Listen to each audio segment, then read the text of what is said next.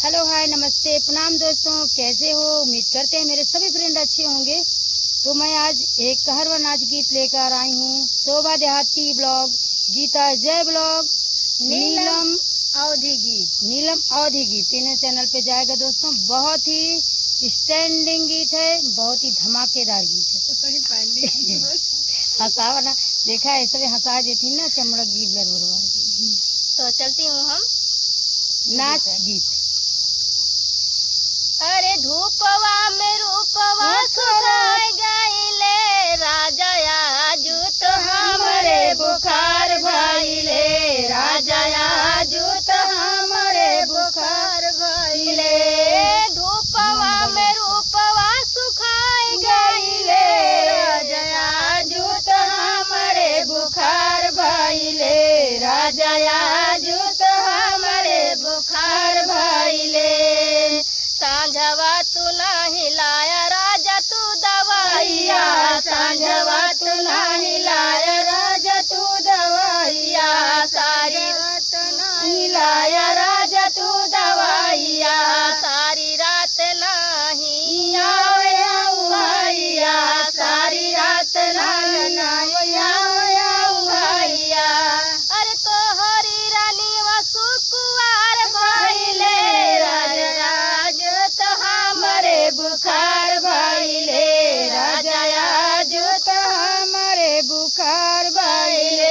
अरे तोहर रानिया सुकुवार भइले राजा आजू तो हमरे बुखार भइले, राजा आजू तो हमरे बुखार भइले।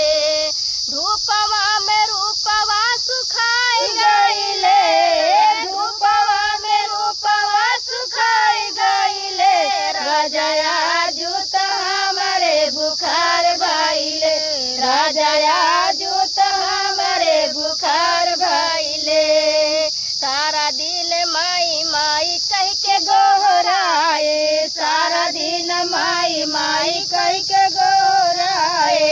ता बहू न आवे तोहार भौजाई, ता बहू न आवे तोहार भौजाई। अरे घर ही में दुश्मन हमार भइले, अरे घर ही में दुश्मन हमार भइले, राजा आजू तो हमरे बुखार भइले, राजा आजू तो हमरे बुखार भइले। धूपवा में रूपवा सुखाई गईले, अरे धूपवा में रूपवा सुखाई गईले, राजा आजू तो हमरे बुखार भइले, राजा आजू तो हमरे बुखार भइले।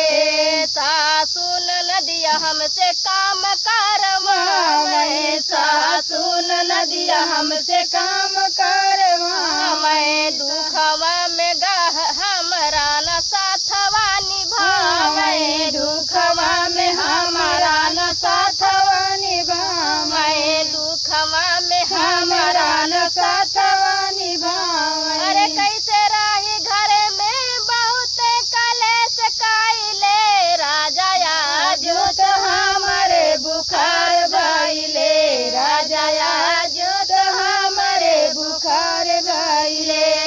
धूपवा में रूपवा सुखाई गईले, अरे धूपवा में रूपवा सुखाई गईले, राजा आजू तो हमरे बुखार भइले, राजा आजू तो हमरे बुखार भइले।